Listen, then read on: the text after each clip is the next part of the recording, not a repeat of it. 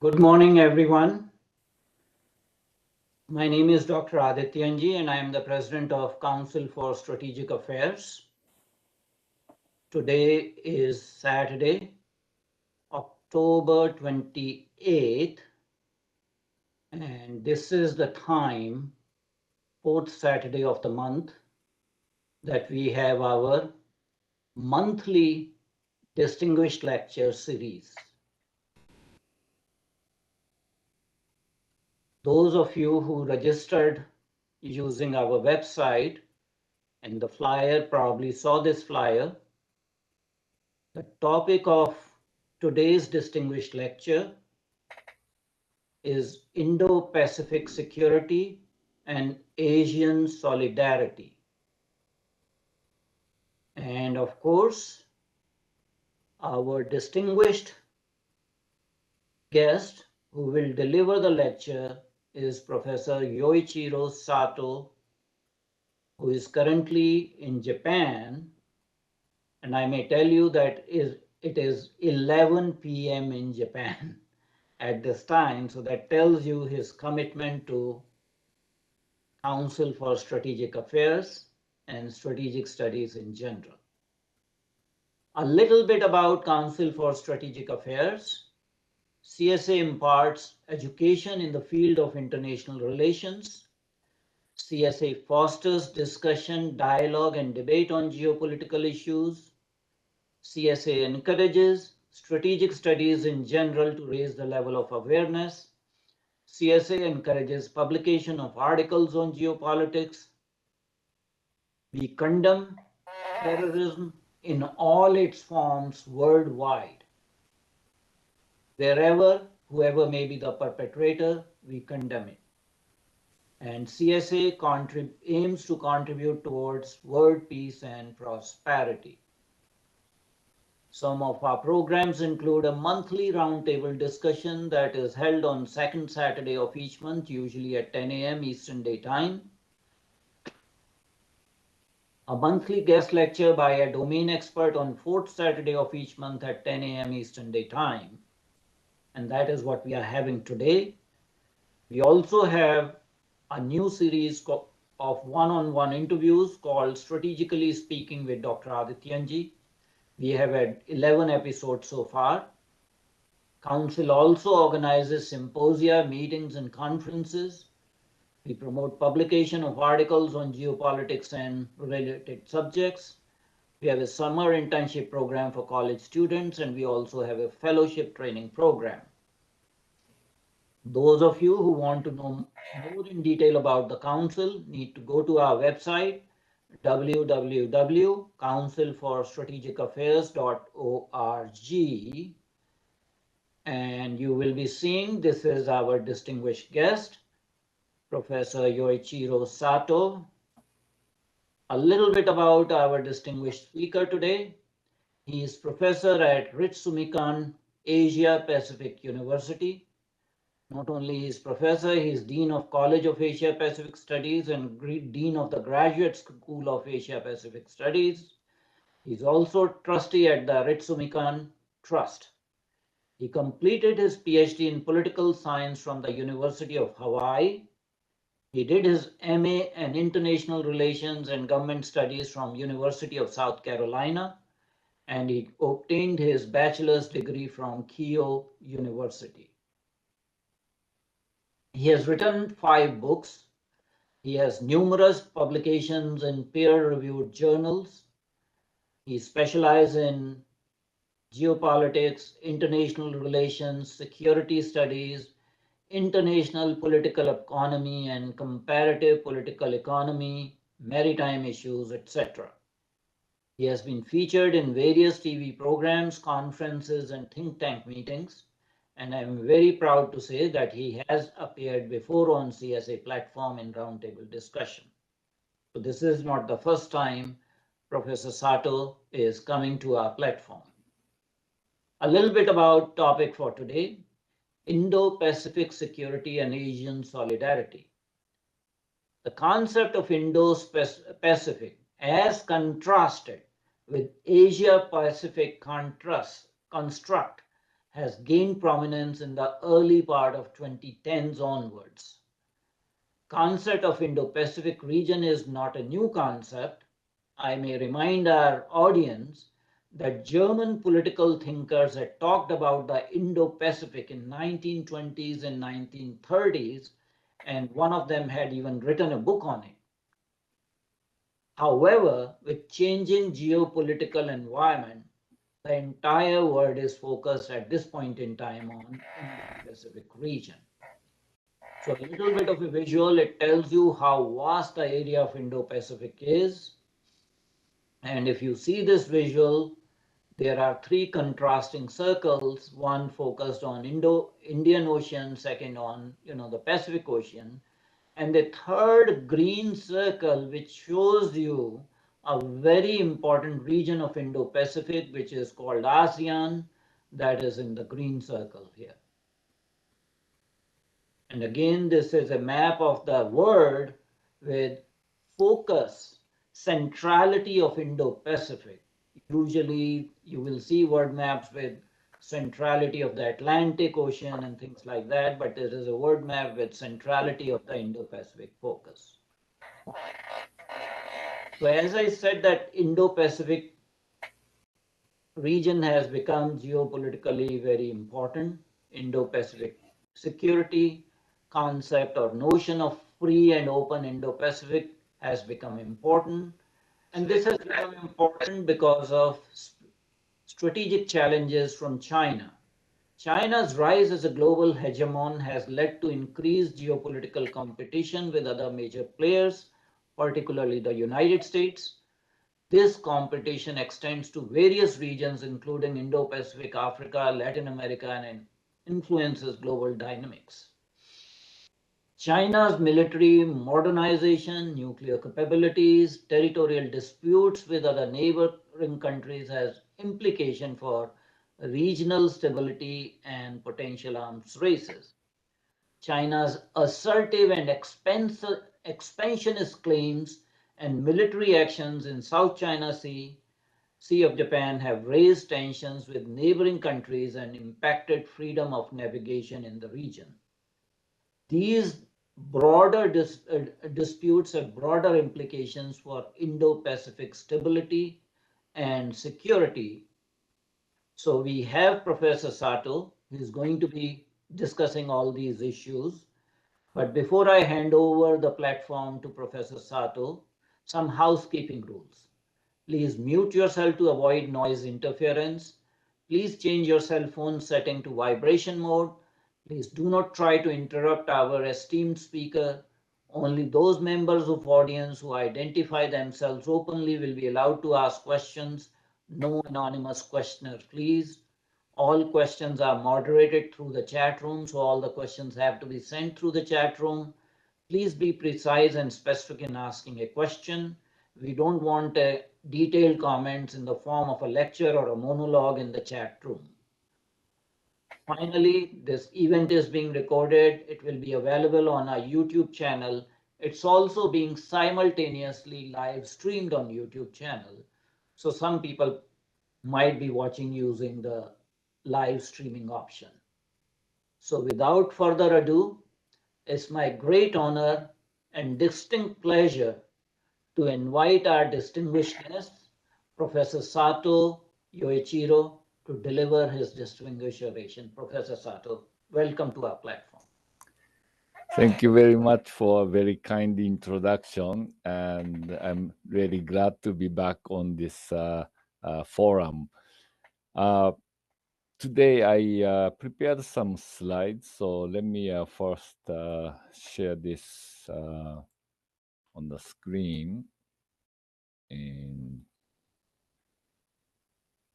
here we go. Yes, we can see your slides, sir. Yes. Okay. So today's the title, the Indo-Pacific Security and Asian Solidarity, was it was a title I was asked to speak on, and first thing I had to think was about the word Asian solidarity. And of course, Japan has talked about Asian solidarity during the World War II, and which was not necessarily perceived positively by the broad region known as Asia. Today, uh, again, Japan is playing a kind of leadership role in this region, but I think the word solidarity will be a quite a controversial one because we are not quite sure how extensive that solidarity can be. So uh, the external environment in this geographic region is rapidly changing, and I don't think I need to repeat many of the things which were already said during the introduction to this seminar today.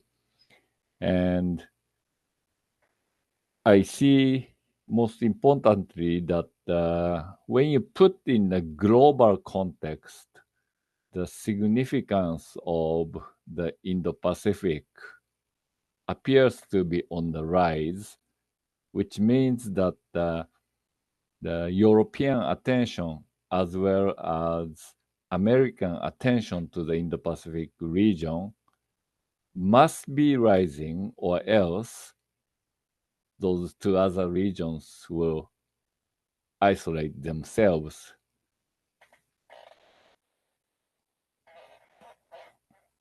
But then coming back to this very first question, what solidarity are we talking about? Solidarity for what purpose? And solidarity with whom? Who's included? Who's not? And if somebody is not included, then solidarity against who? I try to maybe not explicitly say the answers to these things, at least in the beginning, but maybe even toward the end, maybe I would like to leave these questions open for discussions. But these are something I want the audience to keep in mind while I talk about more detailed discussions. So the Indo-Pacific region, represented by the blue countries, including China, Japan, India, Korea, and all of the ASEAN countries. And if you like to add Australia, you can find Australia on the bottom of this circle in kind of a reddish brownish color. So that represent one of the three major pillars of the global economy. And you can see the European Union zone in green, and the Indo-Pacific region is already bigger than the European Union economies. And the pink represent North America, the United States and Canada. And if you can steal Mexico from the Latin American region on this mapping and add to North America, still it's about the same size as the Indo-Pacific economy. And so those three regions are forming the global economy's three pillars. But in terms of the growth rate, the Indo-Pacific region has been growing faster than the other two regions. Therefore, many of the forecasts point out that the future big countries represented by a large GDP will be a very different set of countries. By the mid-century, China is barely keeping its first place, closely followed by India, and Japan will be going down to number 8. US is surpassed by both China and India, according to this forecast by PwC a couple of years ago. And Indonesia coming number 4, followed by Brazil, Russia, Mexico, Japan, Germany, and UK. So today's Global 7, the G7 countries, are no longer the most powerful countries, but many of the E7 countries are joining the top 10 ranks. So E7 stands for Emerging 7, and they are China, India, Indonesia, Brazil, Russia, and Mexico, and Turkey. So we are looking at a rapidly changing global the balance of powers among the three major regions. But the Indo-Pacific, as being the largest of the groupings, is getting a lot of attention. And the United States is at this point having a major discussion about how it should remain engaged in the Indo-Pacific region. As I said at the beginning of the talk today, both Europe and North America are looking into the Indo-Pacific region as a place of growing opportunities for conducting business, and also as a critical region where the security of this region will affect their security as well.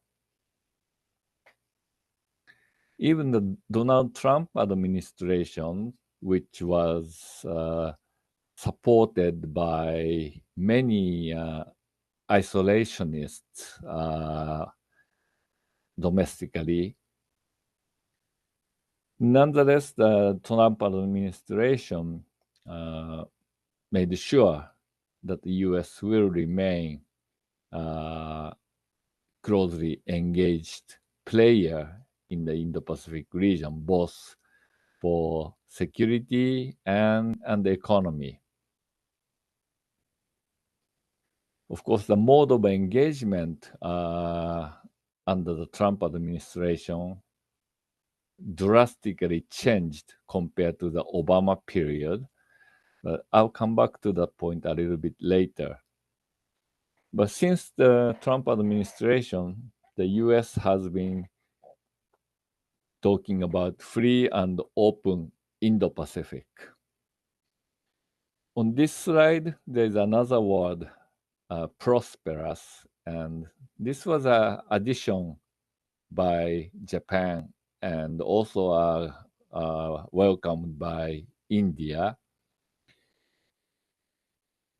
And adding this word emphasizes the economic aspect of this region rather than just the security aspect of this region. So the development and economic integration of the region is part of this free and open and prosperous Indo-Pacific configuration. And there we are seeing the shift from the APEC-based grouping of the 1990s and 2000s to overlapping, but also at the same time competing economic groupings under CPTPP on one hand and RCEP on the other hand. So we'll look into that as well in the following part of the talk. The third important aspect of this free and open Indo-Pacific is India's Act East policy and the growing engagement with East Asian countries as well as the United States. The fourth aspect is the African connectivity to this region. The East African states are, of course, facing the Indian Ocean, and some of them are growing, just like South Asian region is growing.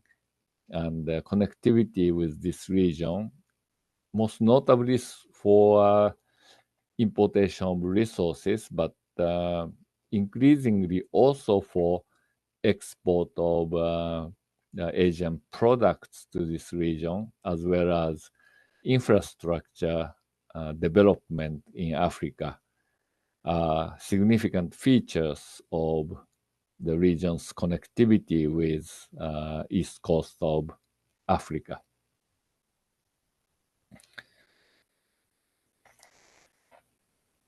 So the East Asia has remained a very important geostrategic region for the United States and also for its allies in this region. The US has alliances with Japan and South Korea and the Philippines and Thailand as well, and have close security relationships with other countries historically, including Singapore, Malaysia, and Brunei. And in recent years, the security relationship with Vietnam is rapidly growing as well. The region has remained an arena of competition between the US on one hand and the Soviet Union during the Cold War, but in the post-Cold War, China has largely replaced the Soviet threat as the subject of the US alliances with Asian partners. China is trying to achieve exclusive dominance inside the so-called First Island chain. China has not achieved it, but its policy has demonstrated China's willingness to achieve this objective. And China is believed to be also interested in such a dominance inside the second island chain by the mid-century, which is not very likely to happen as regional states are getting together to prevent China from achieving such an objective.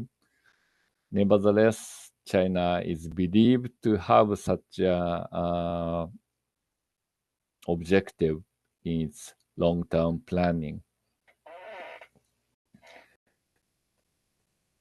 The map on the right side shows the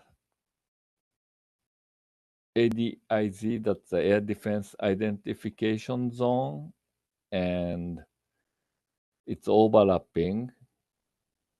The China's claiming zone and US-Japan claimed zones are overlapping. And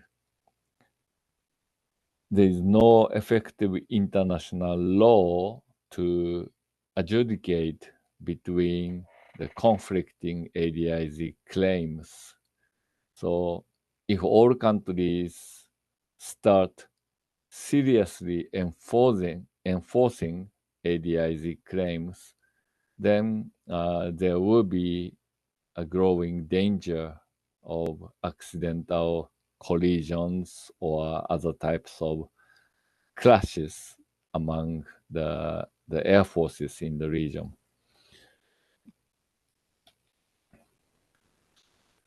The maritime claims on the surface and also under the water is a prominent feature of international relations in the East China Sea. China is citing the continental shelf clause of the international law of the sea, whereas Japan is insisting on an equidistance claim. So on the northwest side of the Okinawan chain of islands, the Chinese maritime claims and Japanese maritime claims are overlapping in a broad area. And to further complicate this overlapping claim issue, there is a dispute over the land feature known as the Senkaku Islands, which lies on the edge of the continental shelf. And China claims sovereignty over these islands, and so does Japan. Japan presently has administrative control over the islands, but China has been challenging the Japanese control by sending the maritime patrol vessels into the territorial water of this the island groups, and China is increasing the presence in terms of the number of vessels and the length of the time those vessels stay inside the territorial water.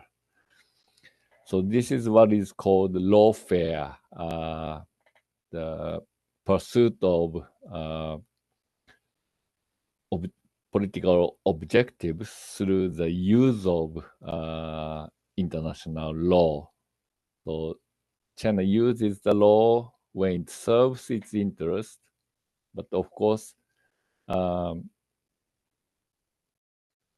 also ignores international law when it doesn't serve its interests.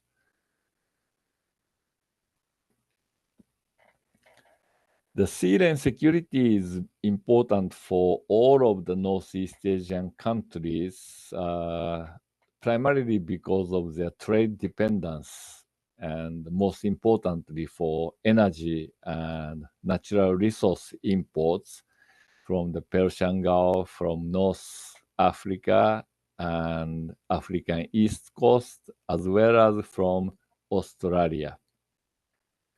So the key sea lanes run through the South China Sea and critical Southeast Asian straits, including Malacca Straits, Sunda Straits, and Lombok Straits, as indicated on this map. So the maritime security is very important. And although Japan and China basically depend and use on the same sea lanes, they are not cooperating for sea lane security. China is afraid of maritime dominance by the US and its allies, and US and its allies are afraid of the growing Chinese naval presence along the major sea lanes.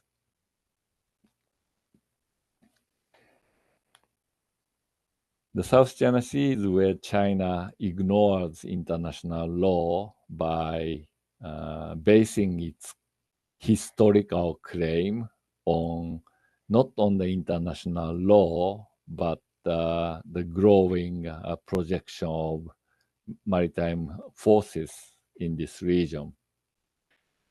Just a few days ago, the Chinese patrol boat collided with the Philippines, the supply vessel, which was trying to deliver goods to one of the naval vessels, which are deliberately beached for the purpose of showing presence on one of the disputed shores.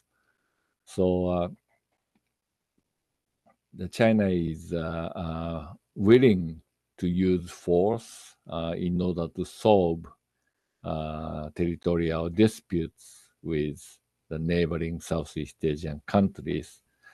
And Japan and Australia and the US are showing increasing presence in this region to support the Philippines' policy of utilizing the 2016 ruling by the International Law of the Sea Tribunal, which basically nullified China's so-called 9-line claim.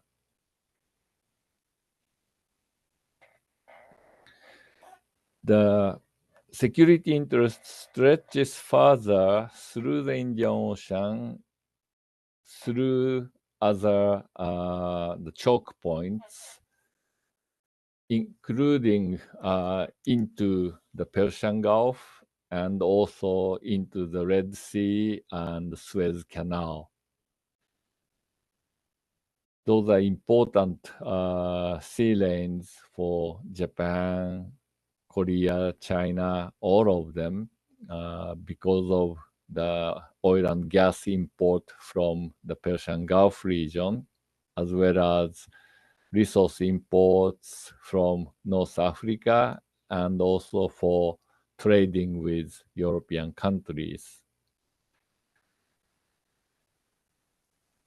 When we talk about Indo-Pacific security, then the littoral states along these sea lanes are also very important considerations.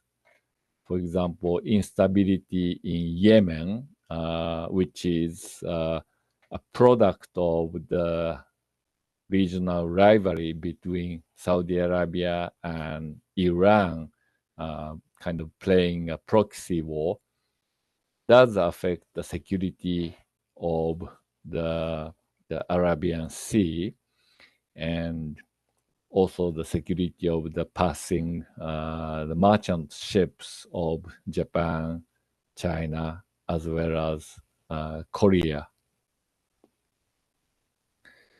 The instability in the Hormuz Strait due to the tension between the United States and Iran, or Iran and Israel, or some other states, do affect the safe passage of this strait. And Japan has been asked to dispatch a self-defense force vessel to basically not so much directly patrol into the Strait of Hormuz, but to relieve American the vessels from the adjacent region, so that American vessels can be used in the Strait of Hormuz.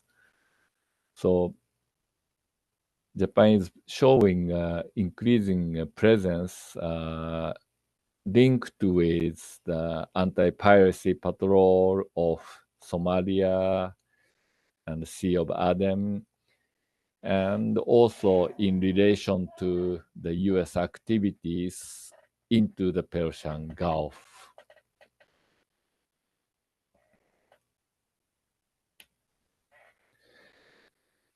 As I said earlier, the China is dependent on the same sea lanes Japan is using and South Korea is using. So China has its own plan to develop maritime transport infrastructure along the sea lanes, but also make it more convenient for its navy to operate in the Indian Ocean region. So some of the infrastructure development for dual use purposes, and as China's the development loans go sour due to a very poor economic planning, business planning, some of those infrastructure is being converted into the military uses. So the Chinese behavior is known as the debt trap. China is lending money for economically not very sound projects. When the business goes bad, then China confiscates those facilities and develop into a military facilities. So India is duly alerted by such behavior by China, and so are Japan and the United States. So these countries are trying to counter the Chinese loans by coming up with their own loans. And when China was talking about the big money, it was very difficult to quantitatively match the Chinese offer. So countries like Japan has emphasized quality of its economic assistance and quality of its infrastructure development. But now that many of the Chinese promised loans are not forthcoming, there is an opportunity to not only propose a better quality, but to catch up with the quantity of money China promised but didn't quite deliver.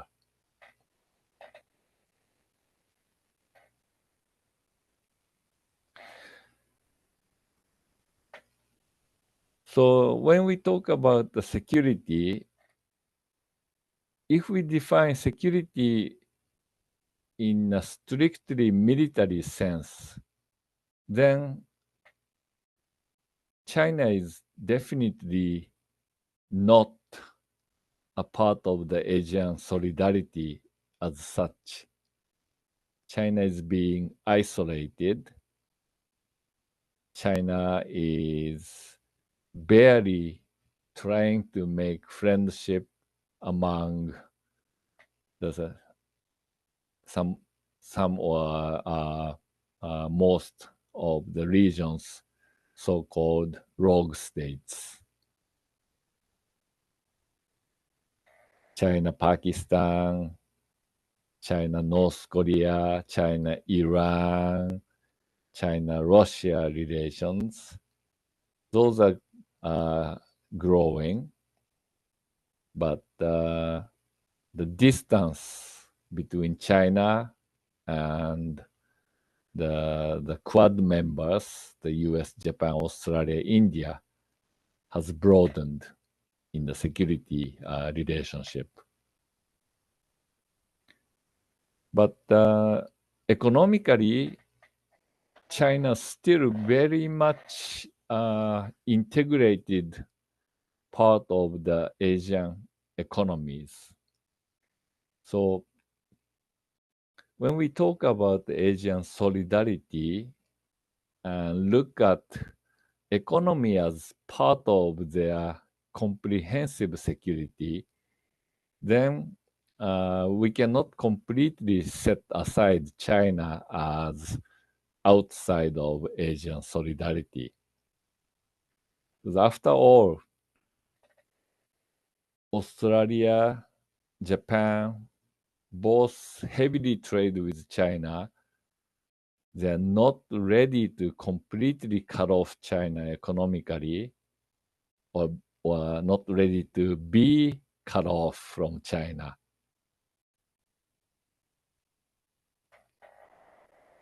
And for that matter, even the United States, despite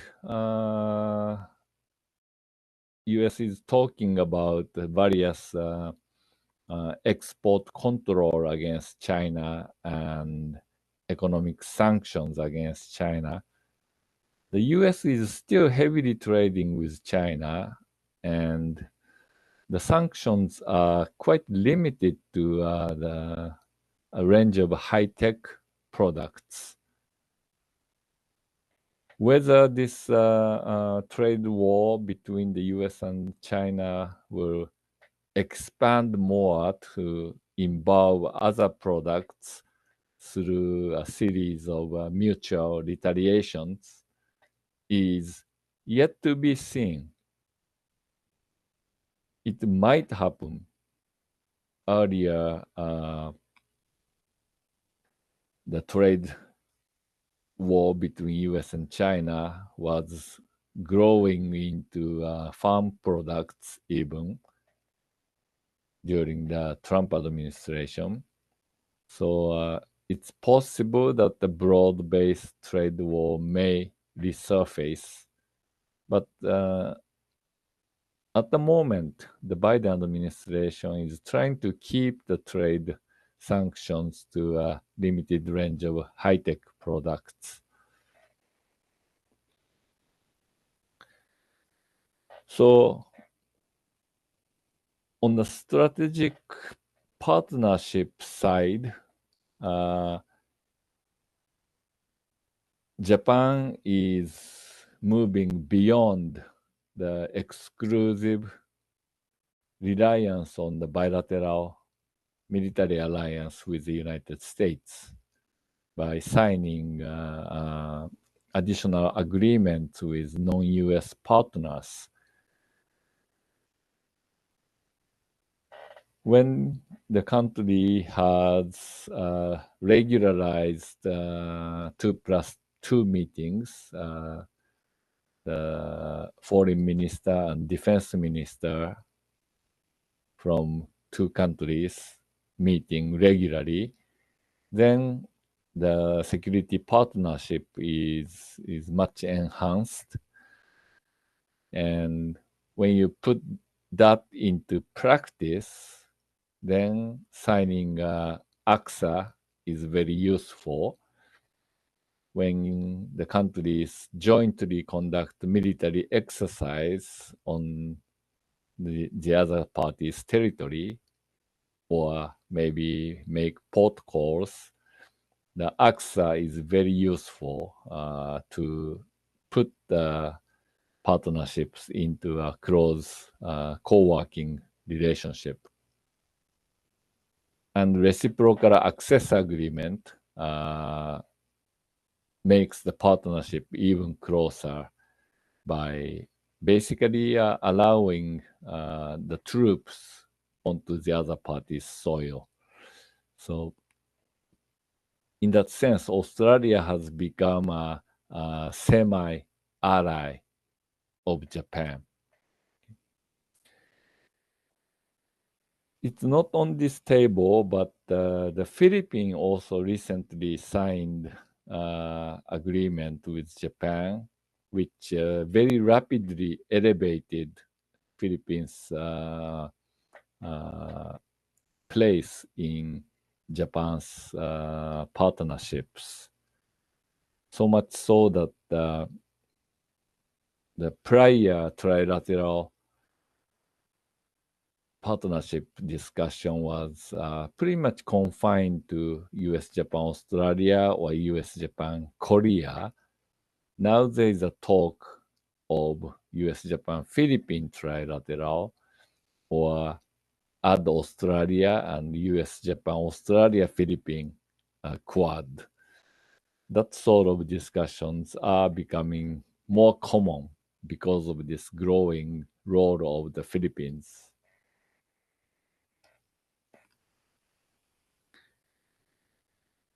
Economically, however, if you look at Japan's partnerships, Japan's still pursuing omnidirectional trade partnerships. Japan has already signed agreement with ASEAN. Japan has signed agreement RCEP, CPTPP, Japan EU Economic Partnership Agreement. When you map those economic agreements, you can see a force for bifurcation.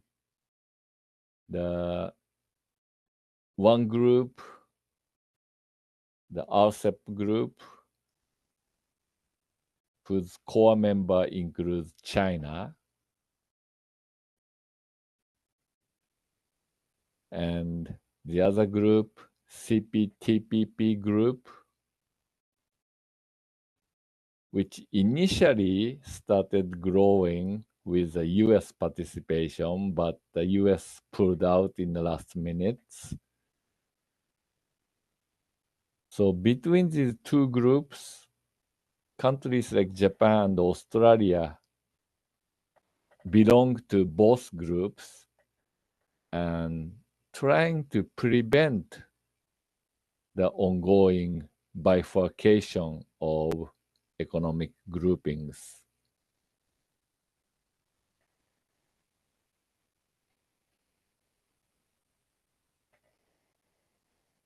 But the bifurcation may be occurring as the United States has started using economic statecraft, economic policy for the purpose of strategic groupings of countries for the purpose of containing China and isolating China. Such wasn't the case during the Obama administration. Obama administration tried to engage and incentivize China into a more cooperative behavior through inclusion economically.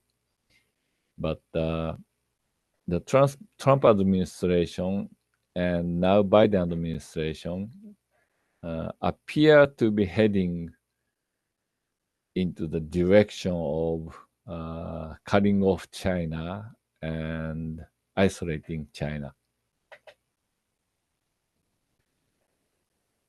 However, a lot is yet to be seen because unlike China, which came up with this big, grand strategic design under the Belt and Road Initiative, the US policy has flip-flopped between Obama's engagement policy toward China and Trump's isolation policy, not only from China, but from the entire TPP grouping. And then Biden came back and pursued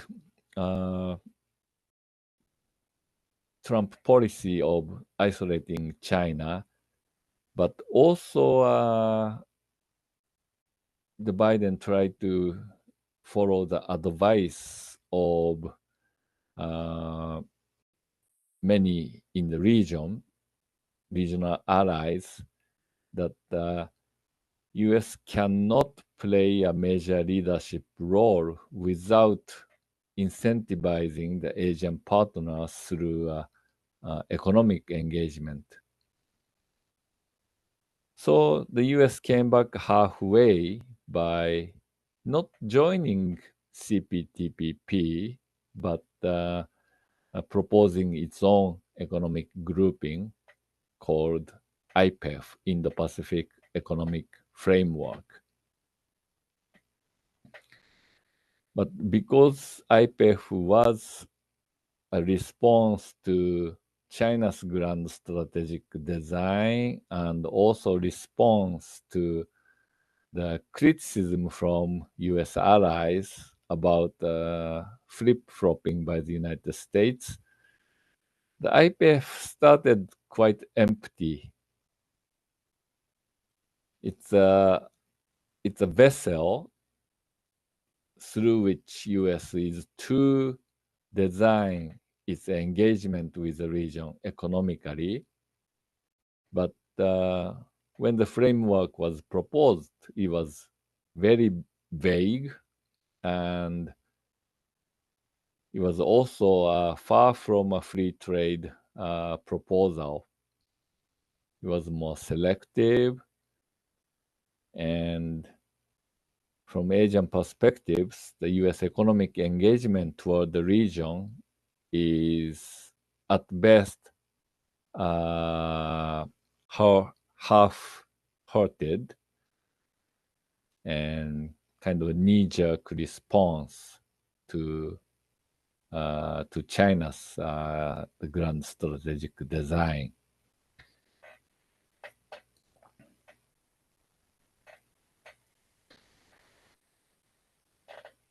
So the role of the middle powers in this region in terms of preventing the economic bifurcation of the region is critical.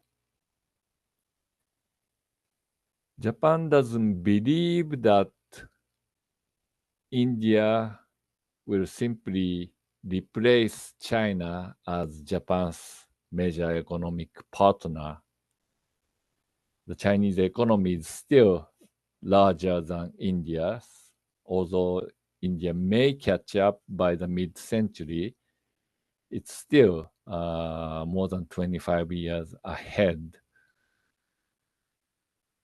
On top of that, India has proven to the rest of the region that it's not quite ready for free trade by putting itself out of the RCEP negotiation in the last minute. Compared to that, Japan still has a hope for a trilateral free trade agreement with China and South Korea, which will liberalize the trade among the three biggest economies of East Asia.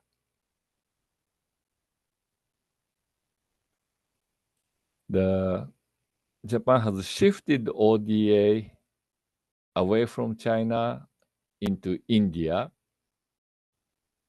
So the infrastructure development in India will be closely tied with the prospect of more trade between India and Japan, which is a good news for India's engagement with the region.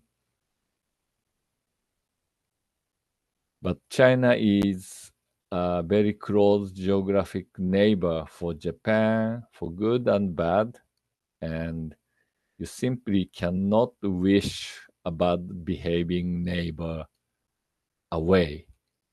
So Japan will have to keep dealing with China and ensuring that economic interests Japan has in China will remain protected.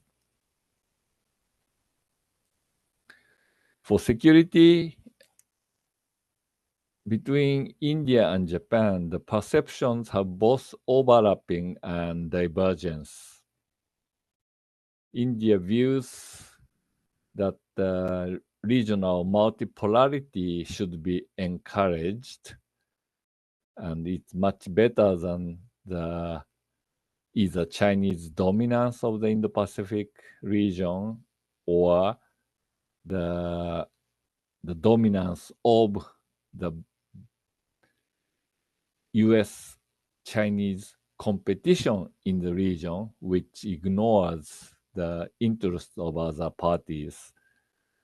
Neither is good. So India prefers multipolarity.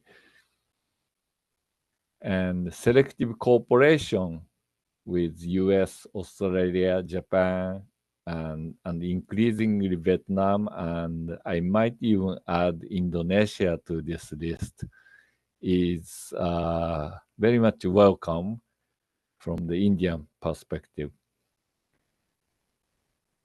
The Japan sees India's military power as maximizer of Japan's security interests,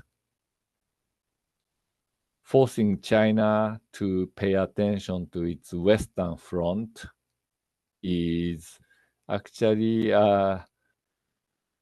part of Japanese strategy to divert the Chinese focus on the East China Sea and the Western Pacific. As India develops its naval power, then again, that will make a good counterbalance to the growing Chinese presence in the Indian Ocean region. So that too is area of convergent interests between Japan and India. But the two countries are still geographically remote, and Japan's constitution, despite some of the recent changes in the constitutional interpretations and the new security-related legislation, Japan still remains less than full military. And although Japan has expanded security partnerships to countries other than the United States, India doesn't register itself very high on the list of Japanese military partners. Yeah. Australia is by far the closest among the non-US partners. Japan is cautious about unnecessarily alerting China by developing a very close security partnership with India. And in the end, Japan's growing security partnerships with non-US partners is not for the purpose of alternative framework, but it's for the purpose of supplementing and complementing the US-Japan alliance. So in that sense, the Japanese emphasis on the primacy of the US-Japan defense alliance and India's preference for strategic independence are not fully agreeing, although they can be made kind of like coherent package in the bilateral India-Japan relationship. It's an area where the two countries agree to leave some divergence. So just a couple of quotes. The India and Japan have historically seen each other as potential partners in the face of the growth of China. The quote is from 1967. So something remains geostrategic constant, but at the same time, many of the barriers have persisted over years to keep this bilateral relationship from reaching its potential.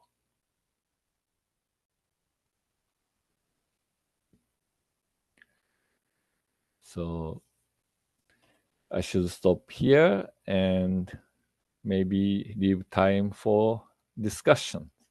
Thank you very much. Thank you very much indeed, Professor Sato, for a wonderfully informative lecture.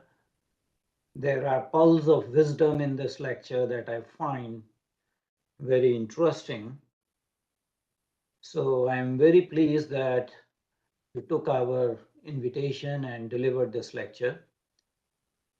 Usually we have some questions.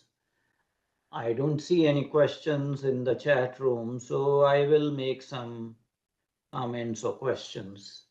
Starting with your notion about Asian solidarity and the past experience with the notion of Asian solidarity, I think when we try to reintroduce a concept of Asian solidarity, we also need to see what is the reality, what's the ground reality. And the ground reality is that of an alternative framework. And that alternative framework is enunciated by China in terms of one, Xi Jinping's China dream, and second, concept of 21st century as Asian century. So if you do an equation and say China dream plus 21st century as Asian century, that equals to 21st century as Chinese century. So the notion of Asian solidarity is an alternative framework to the notion of 21st century being Chinese century, which China has stated very cogently, but not in so many words. There are euphemistic expressions used by China because it uses lawfare and psychological warfare and other tools in its toolkit. And the notion of 21st century being exclusively Chinese century is detrimental to the interests of all other states in the Indo-Pacific region.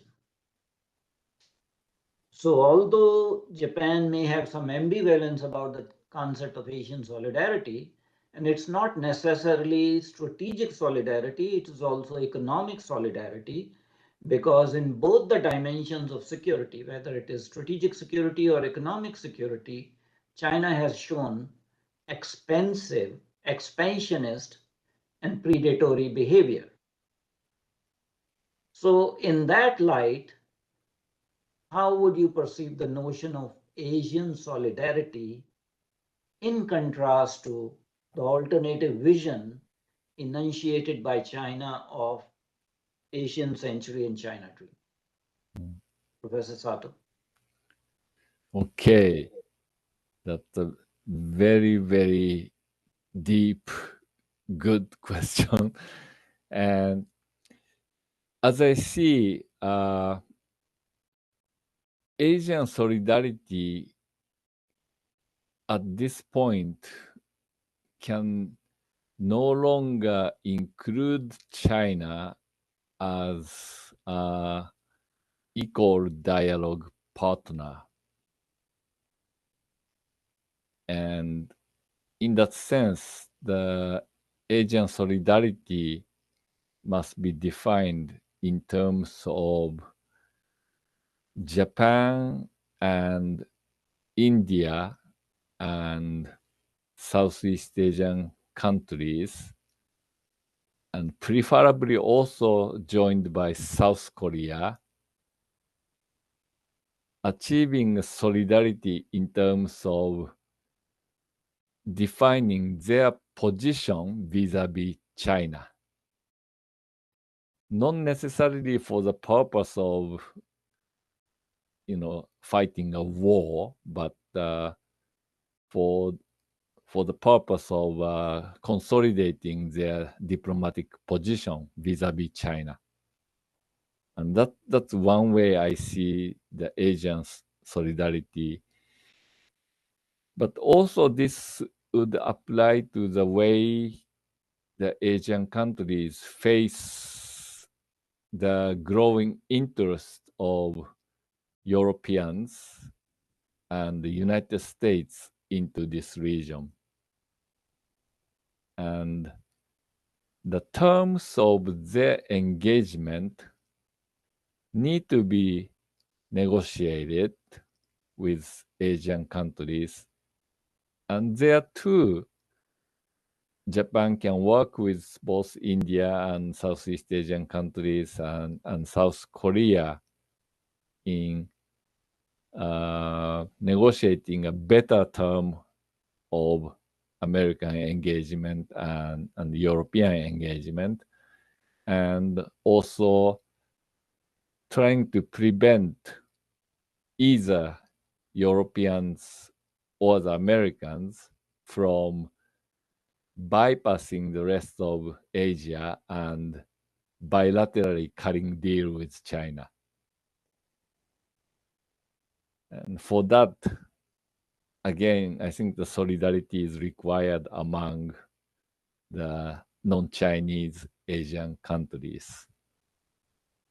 Coming in the same vein, all the non-Chinese Asian countries in the Indo-Pacific have actually adopted de-risking strategies, at least in the economic sphere, vis-a-vis China, whether you see the recipients of Belt and Road countries. Philippines today announced that it is going to cancel the railway, agreements with China. Malaysia has already done it. You in Japan in 2011 faced the Chinese wrath when China limited and restricted the export of rare earth minerals to Japan as a retaliatory measure.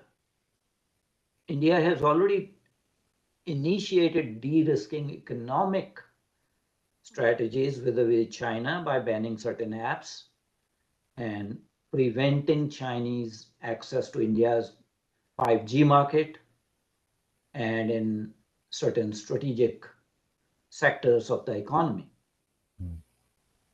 Now, in that context, would Japan consider blocking China's application for CPTPP?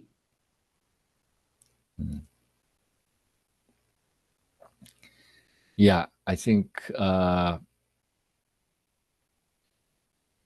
CPTPP represent a very interesting case because both China and Taiwan applied for membership, and this is a very challenging issue in the diplomatic sense. But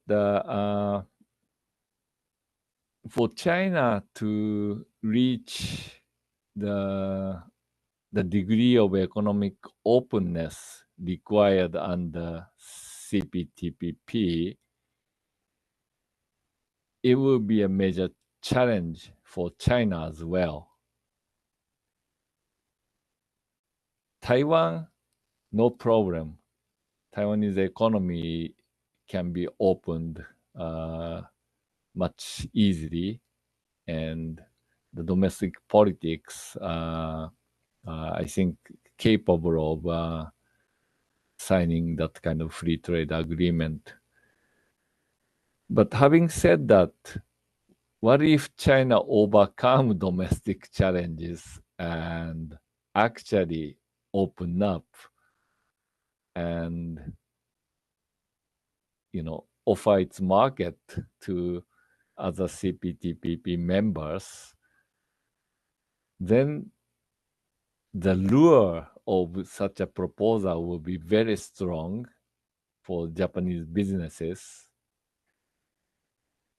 But will Japan prioritize security over economy? That I don't have an answer right now because up to now,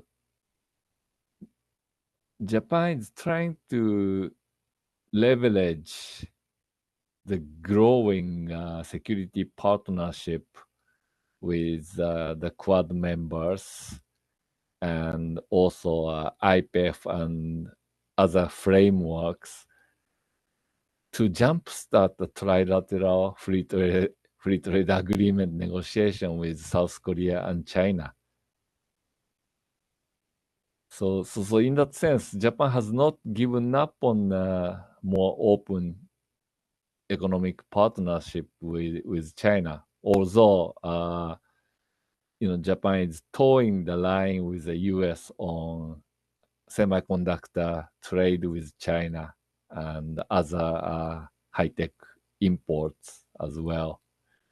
So I think it's not only between China and Taiwan or between Japan China bilateral context, but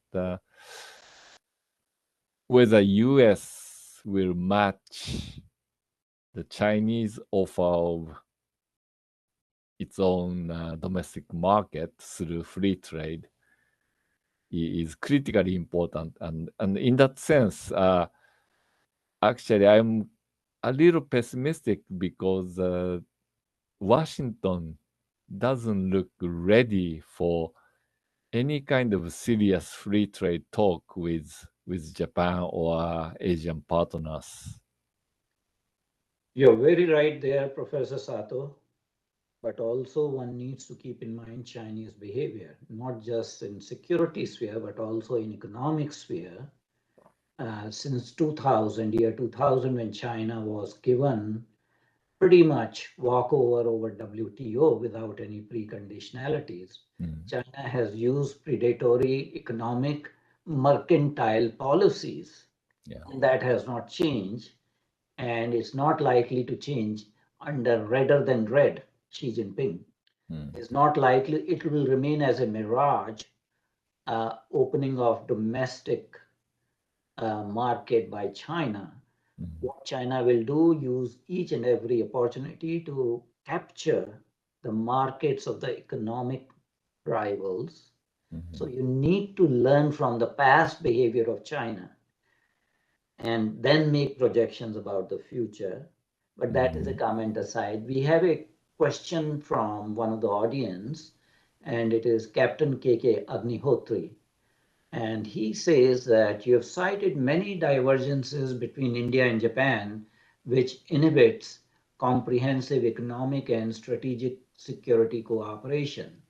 Viewed in this background, is Quad setup also consigned to superficial engagement at the best? No, I think the Quad is a very useful forum for understanding the limitations, but also trying to bargain over such limitations. So I think it has a very useful purpose, and maybe if not not so much in hard military security matters, the Quad framework is still very useful for the other non-traditional security domains, and for disaster relief and other humanitarian assistance cooperation, the Quad framework is highly useful.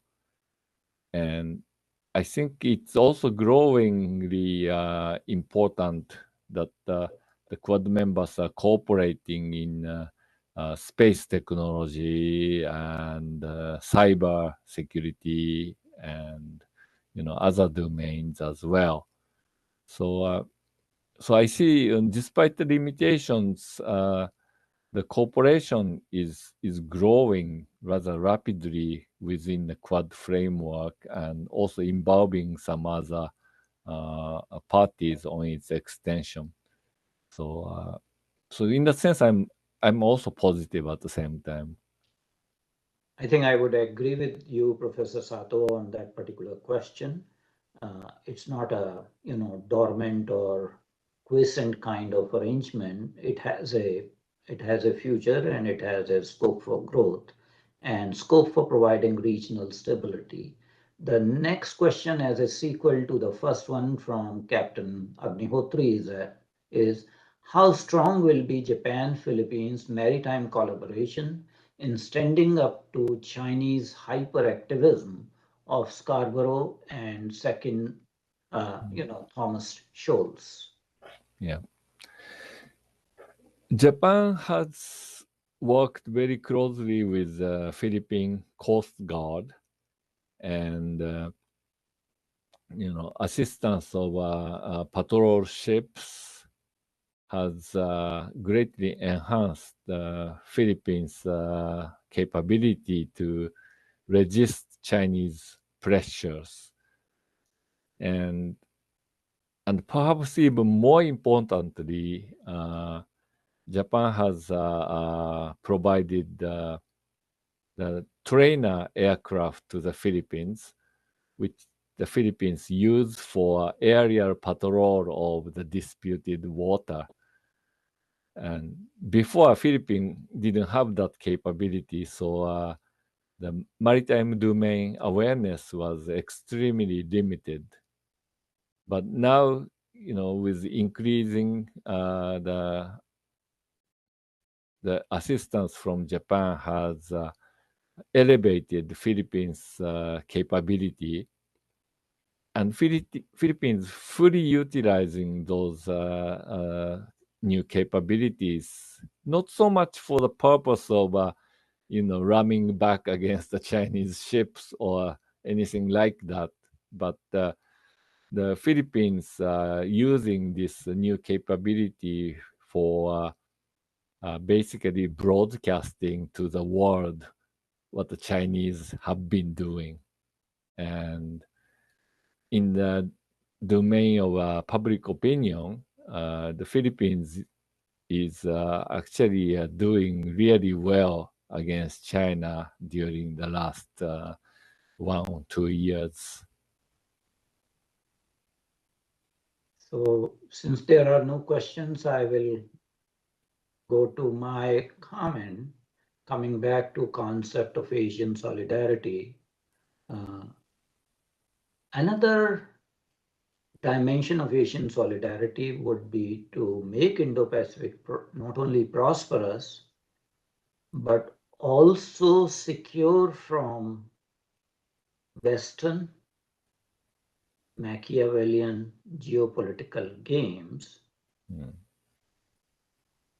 From the experience of history, one would not like any Asian country to be the experimental lab for use of atomic weapons, as Japan was, or a kind of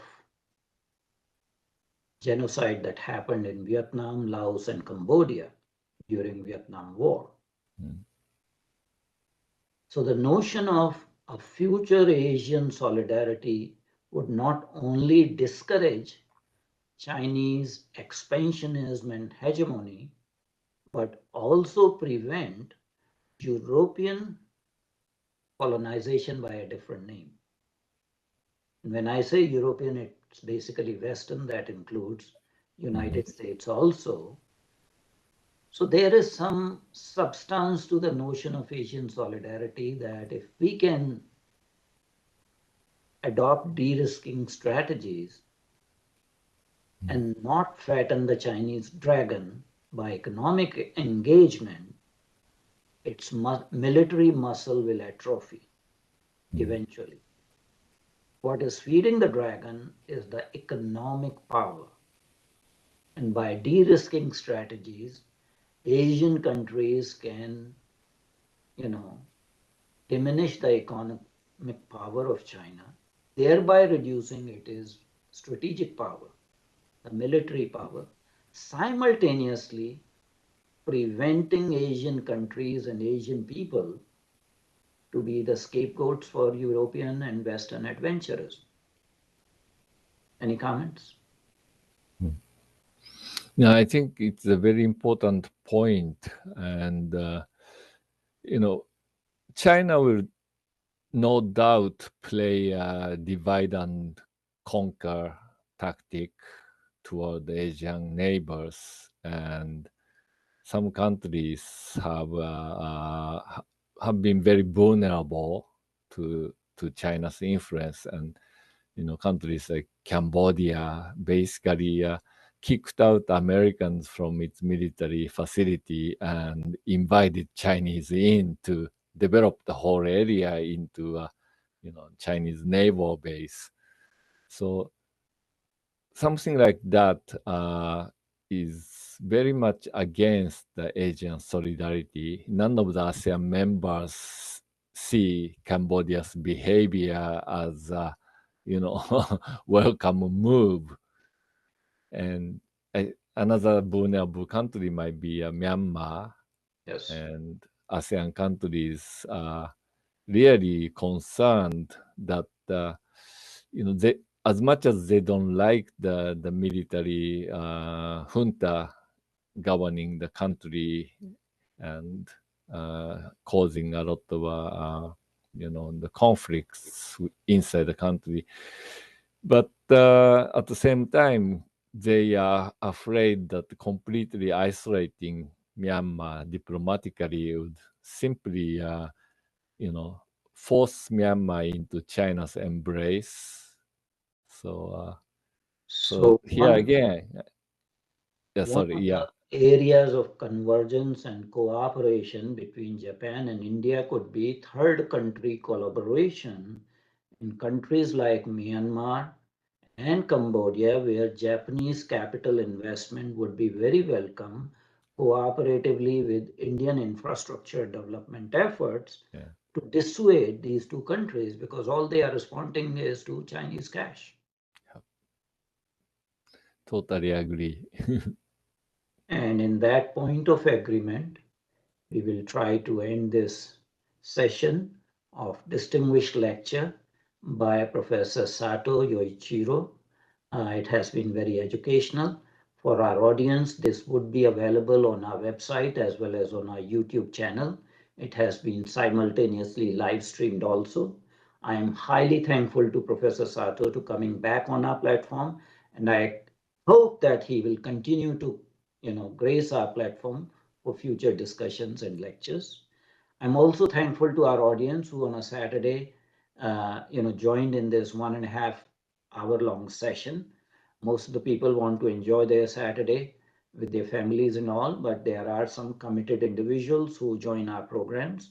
And lastly, I'm very thankful to Team CSA, Mr. Ripudaman Pachori, Mr. Rajiv Verma, and Mrs. Chitkala, who are the backbones of these programs, provide technical support and expertise and make these programs possible for me.